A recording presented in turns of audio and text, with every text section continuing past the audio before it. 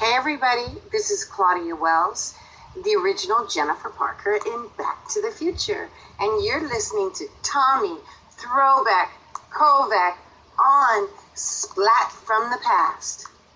That's good advice, Tommy. Hey dudes, welcome to Splat from the Past, the only 80s themed horror and sci-fi show where things can get totally radical. Now today, I will be welcoming back my good friend, Claudia Wells, who you all know as the first Jennifer Parker in the 1985 immortal classic Back to the Future, celebrating its 35th anniversary. My second guest from the movie today, fourth overall, and first returnee. And I can't wait to have her back on the show. We're going to talk about 35 years later, what the reaction to the movie has been. Also, talk to her about all sorts of different things. And I can't wait. I just love Claudia. Me and my mother got to hang out with her at her shop, Armani Wells, in Studio City last year. And probably going to maybe talk a little bit about that as well, but we're also going to talk about Back to the Future and stuff.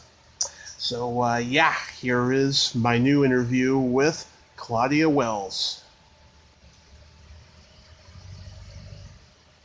Claudia, welcome back to the show. How are you today? I'm doing great, Tommy. Thanks. How are you doing? I'm doing pretty good. Pretty good. Oh, wow. So, it's the 35th anniversary of Back to the Future, and I'm sure, you hear it every day about how great the movie is. Last time you were on, I told you about how much this movie means to me, starting when I was 3 years old. I still have the VHS copy that my parents recorded for me off HBO. What do you think is the lasting appeal of this movie? I think it's very heartfelt. It's about relationship. It's about love. It's about, everyone. I just saw a picture of my mom in a baby book yesterday, and she was pregnant with my sister, so she was about 29 years old. Mm-hmm. And that's the very first time I've ever seen that picture of her. And just to see how beautiful and young and hopeful she was meant the world to me. So that's literally my current experience yesterday.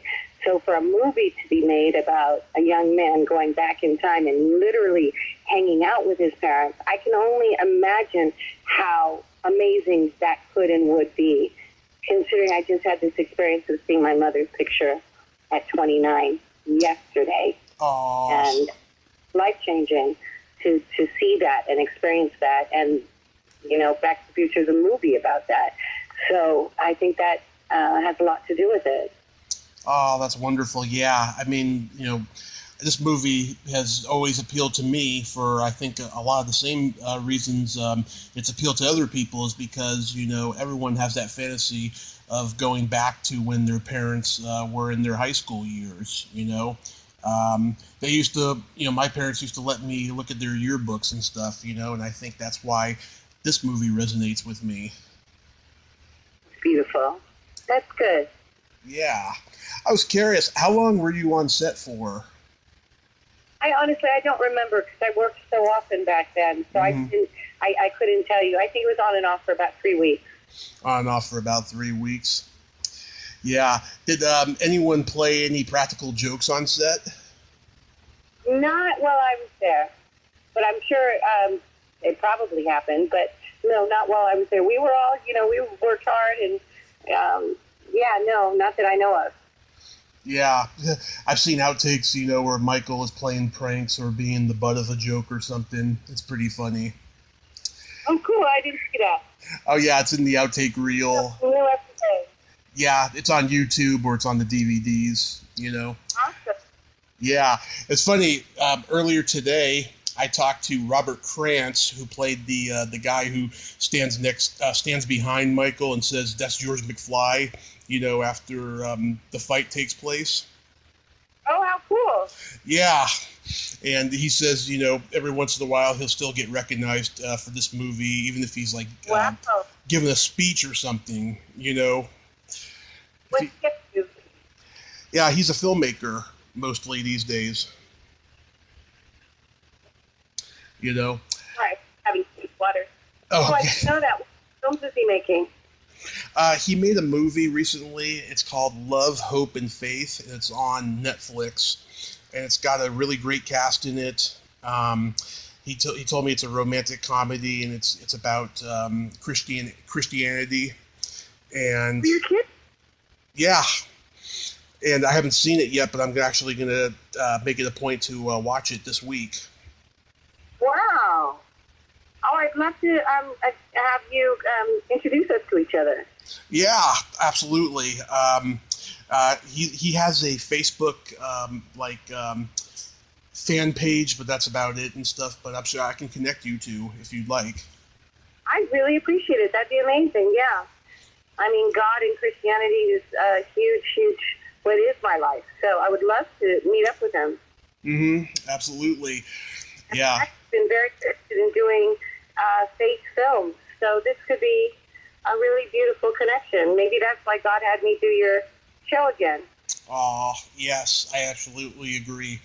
Absolutely. I take it you still haven't met Elizabeth Shue yet. No, not yet. I'm still hoping to one day. I'm sure I will. Yeah. I personally think that you're the best Jennifer because you exude so much empathy and support for Marty despite his flaws, you know? I appreciate that very much. I think Elizabeth Shue is an amazing actress. You know, it's funny because Adventures of Babysitting that she starred in was down to her and me and Phoebe Cates. Mm-hmm. So I think it's cool that she ended up doing my part when I couldn't do 2 and 3. It's just a big synchronicity thing in the business, especially back then. Yeah. Oh my God! I remember last time you had mentioned that you had auditioned for Gremlins, The Goonies, Young Sherlock Holmes. Are there any other iconic films you auditioned for that you remember? Oh, I auditioned for everything, but it was for those 3. It was more particular because it got down to me and 2 other girls. So I mean, hundreds and thousands of people generally audition for most everything, but then it got down to just a few of us, or 3 of us, or 2 of us. And then Back to the Future is the one that I got after not getting those 2. Mm-hmm. It was just extraordinary, and I'm so happy that Back to the Future is the one I got to do. So it worked out beautifully. Mm-hmm. I was listening to this one interview you did, and I believe that you mentioned that you auditioned for Lucas. No, I never said that. I auditioned for, you mean for Back to the Future? Lucas, you know the Corey Haim movie? Oh, gosh, yes, with the 14-year-old kid. Yeah. Oh, my gosh, yes. You really do your research. I screen tested for that also. Yeah. So not only were you up against Elizabeth Shue, but you were also up against Carrie Green. Oh, back then we were all, I didn't think of it as up against, but it got down to 2 or 3 or 4 of us for so many different things. It was a different time. It was interesting. Yeah. Well done. I would have forgotten about that my own self. Yeah. I just noticed too, Carrie Green just started doing conventions. She was scheduled for this one that ended up getting canceled because of the pandemic, and then she just did a Goonies virtual reunion a couple weeks ago. Well, is she still acting? I think she's been out of it for a long, long time. What is she doing now? I have no idea. I think she's just been out of the spotlight. Interesting. It's funny. It's I guess that's why people are interested in what all of us are doing now, because it's a curious thing. I just looked up Robert Grant while we were on the phone. Yeah. So it's called Love, Hope, and wait a minute. It's hold on. Love, Hope, and Faith. I thought it was something different. It's Love, Hope, and Faith, or it could be Faith, Love, and Hope. Yeah, I just know those 3 words are in the sentence. yeah, faith, hope, and love. Yes. Awesome. Yes. Whoa. Yeah. And also, too, have you, since, the pandemic has started, have you been invited to any virtual cons? Yeah, I did a couple. I did one that's already been on that was really cool. I've done several different things. I did different, and I'm doing a private signing this Friday, and there's another private signing in July, and I did something called Foster Challenge Zoom call. There's a that helps with music and unity and mixed roots, and the charity I've been involved in since inception called Kids in the Spotlight. And they're auctioning off a lunch with me, and also I got people a VIP ticket to the Huntsville Comic and Pop Expo in Alabama. That's July 18th and 19th, and some autographs and different things for a donation of $1,000, and that all goes to help foster kids, 100% of it. So there's been lots of different things going on lately. I post most of it on ClaudiaWells.com because there's so many different things. It's hard to post everything everywhere. So if people go to ClaudiaWells.com, it shows my upcoming event schedule. It shows things I have been doing, and it's also where people can purchase personalized photos and the T-shirt I made called "How About a Ride, Jennifer?" Yeah. And then I'm completely rebranding my store after 29 years of it being open to the public most of the time. Now I'm having it only open by appointment, and that way it's more convenient to my customers, and it also affords me the ability to pursue my other dreams and loves, like the appearances and acting and different things, while still making sure that my clients and customers are a top priority. So from now on, when people want to go into Armani Wells, my men's clothing store in Studio City, the men's resale shop, I think we talked about, well, you were in it with your mom. Yeah. You don't just walk in off the street anymore. You need to go to ArmaniWells.com, and there's just a little button there, and you push schedule now, and then you make an appointment to be personally taken care of by me. So that's something that's a really big deal right now. Both of those, actually. That's wonderful. Yeah, I came back to LA about 4 or 5 months later, and I wore one of the shirts that I bought from you, and I swear I got so many compliments. You look amazing. That was a very special anniversary shirt by Robert Graham, and they retail fortune if you can even get them.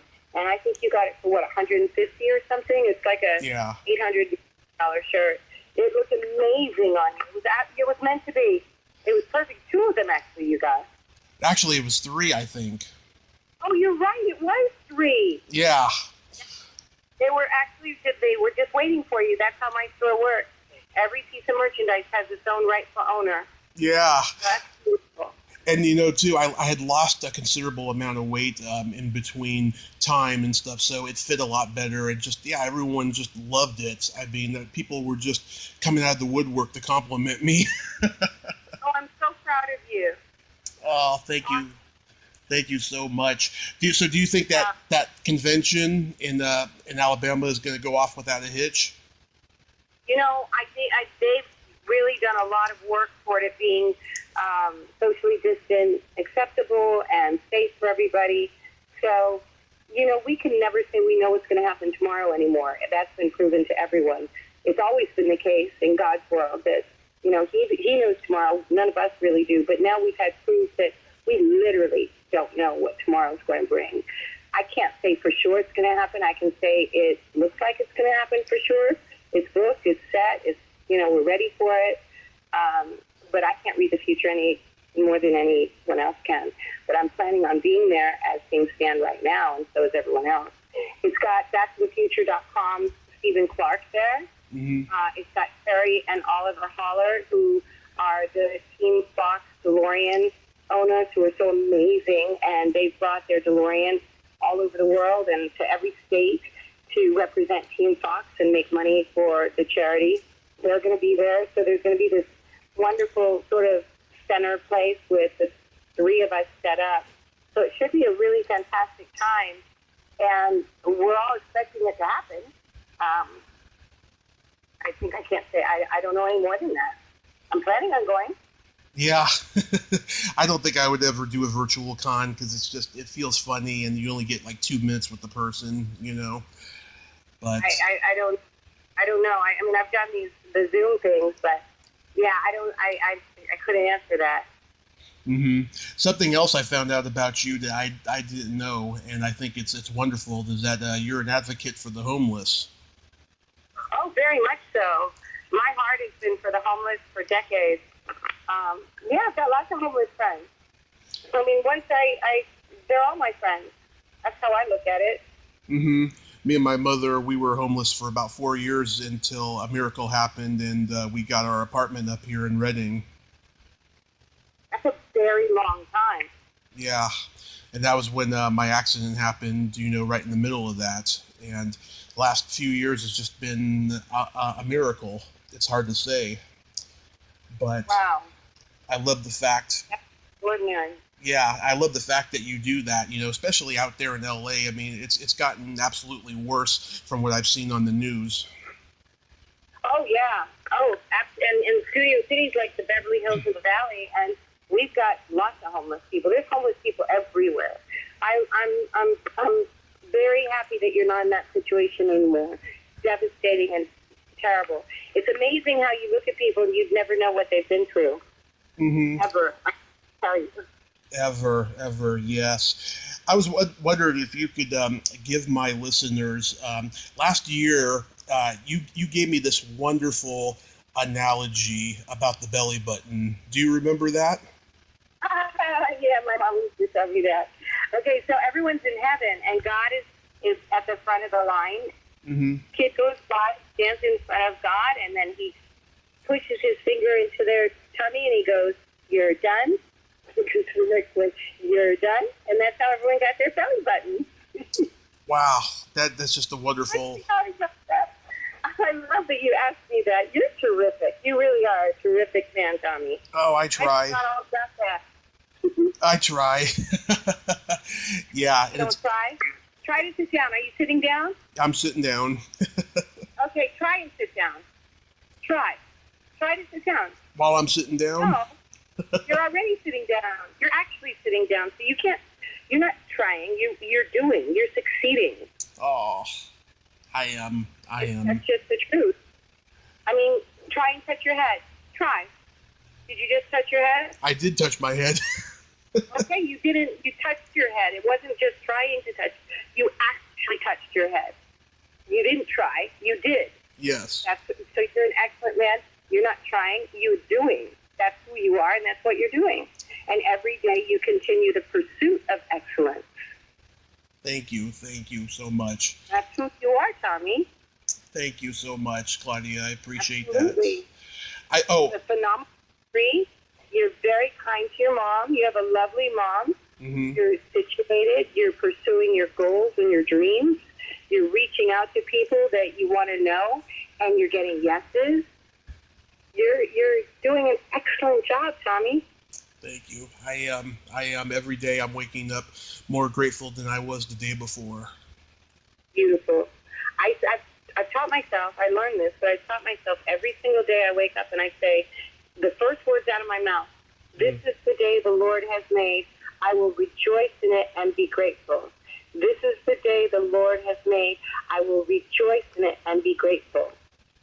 And I say, I'm with him, meaning God. And I look in the mirror and I say, God loves me. And you just say it again and again and again until you eventually believe it. God loves me. Because he literally does. And he knows how many hairs are on your head. And he knows who you are and whose you are. And he created you. He knit you in your mother's womb. He made you for great things.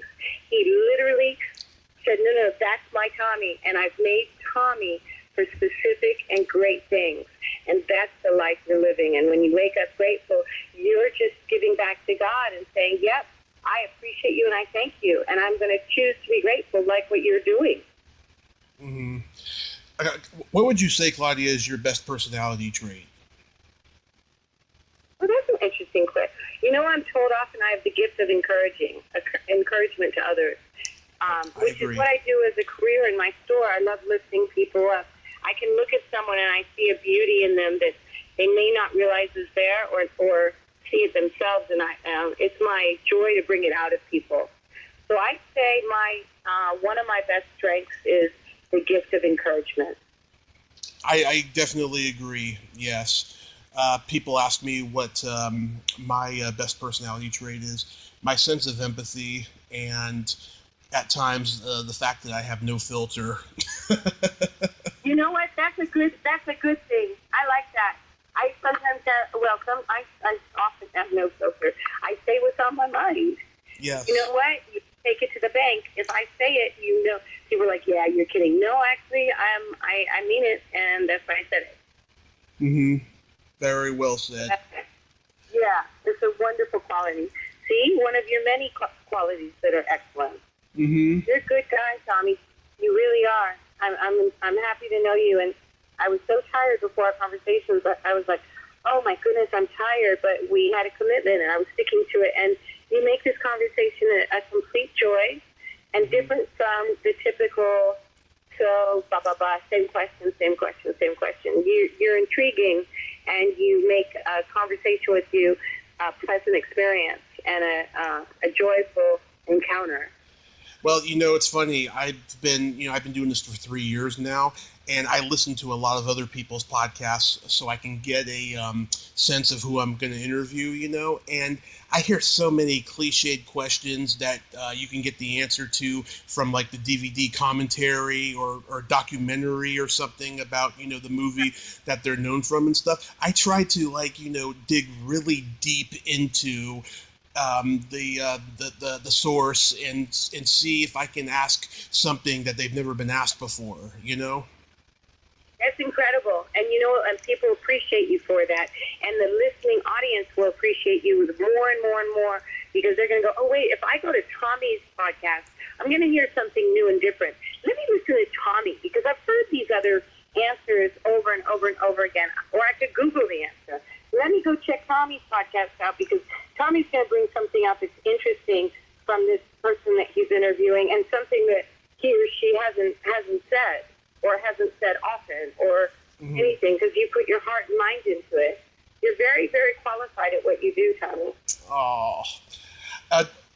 Really quick, I wanted to ask, I saw on IMDb that you have a couple new movies that you did. Oh, yeah, it's funny, because there's some independent movies I've been doing bits and pieces here and there over the years, and then other ones have been kind of put away and are now coming out. Mm-hmm. So I don't even know what it says there. I just came across, was going through some pictures, and I came across a movie, what do you call it, poster. Yeah. It was my picture, and it was called Insomniac, and I'm like, Insomniac, which one was that? Because I don't pursue acting, but I'm so open to it when people find me. Yeah. And I love acting. It's still a complete passion of mine. So as over the years people have approached me, and I'm doing this independent, I'm intrigued and interested, and if it's something that I feel is something for me to do at that time, I do. In fact, right now I just got contacted by a man who's doing a vet film about the life of vets. And he wants me to play his wife. So I'm going to be reading that script and looking into that. So I'm not sure what you actually saw is the answer to the long-winded answer to your question about IMDb. But I'm sure there's things on there that haven't come out yet. Yeah, it says specifically there's a movie. It's still being filmed even in this pandemic. It's called Quinn, and you play a character named Ronnie. Yeah. They keep coming back to me and say, well, we've made your part bigger. Can you film in, 2 weeks? That's been going for a few years. It's a heartfelt, love-filled project. And, every time they gather more money, they do more scenes. But in fact, I play a war veteran in that one. Nice. Yeah, speaking of which. And then I'm actually working on a documentary. We're almost complete, about my dear friend Inesita, who's a flamenco dancer and still dancing to this day, actually every day. And her first performance was 1932. That was her first professional, or 1933, in New York. And she performed as the head flamenco dancer in Bob Hope's movie Here Comes the Girls in 1951. Mm-hmm. So she's amazing, and I'm doing a documentary about her. We only have a little bit left to do, and then we'll be complete. That's great. I hope it comes to fruition after all this craziness. Just like I hope people will continue to go to your store after all of this too. Oh, they still are. I've had appointments this week and last week, and yeah, I mean, I plan on having my store until forever. As long as people understand you've got to make an appointment to come in, and they don't just come and see, oh, she's not here. No, I'm not there unless you make an appointment. And then I'm there with bells on and bushy-tailed and happy to see you. Yeah. God, I'm so lucky. I've had four people from the first Back to the Future on. You, Robert, JJ, Harry. I almost got in touch with Donald back in January because you and him did the Hollywood show. Uh-huh. Yeah, I almost got in touch with him through his website team and stuff, but it didn't happen. But I'm going to give it another try before the year is out. Tommy? Yeah. He's one of my great friends. I'll introduce you to him. Oh, that would be... Email to him. Yeah, that would be wonderful. That would be wonderful. No problem. He's a great man. Wonderful. Okay, we'll talk about that in email. And I also would like to say happy early birthday. I know it's next week. Yay! Thank you very much. I start getting excited about my birthday in December. That's how much I love birthdays. Yeah, I just had mine a couple weeks ago. Well, happy belated birthday. Thank you. I'm like, I celebrate birthdays. I love half birthdays. That's why December, because it's halfway to July. I'm like, ooh, my birthday's in 6 months. I'm like a 5-year-old. Yeah, I celebrate my birthday all month long. So do I. Yeah, because it's in the summertime, you know. Wow. That's how it's meant to be. It's birthday month. Yeah. Well done. Yep.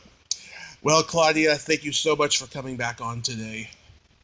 Oh, it's my utter and complete pleasure. I really enjoyed my talk with you, Tommy. And your mom, my best. I will give her your best. Definitely want you to please introduce me to the Back to the Future guy who made that beautiful film. I would just love to be in touch with him.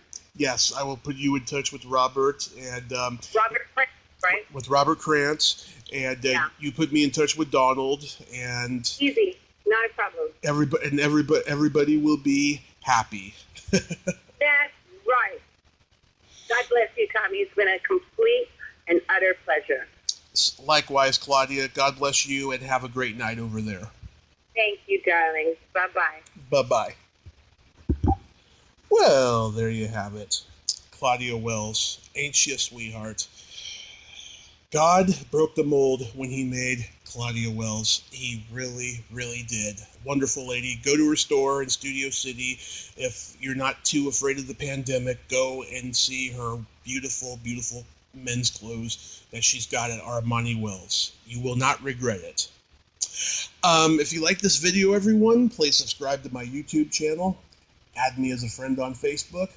Join my Tommy Kovac comedian page on Facebook. Follow me on Twitter and Instagram and all that funny and all that good stuff.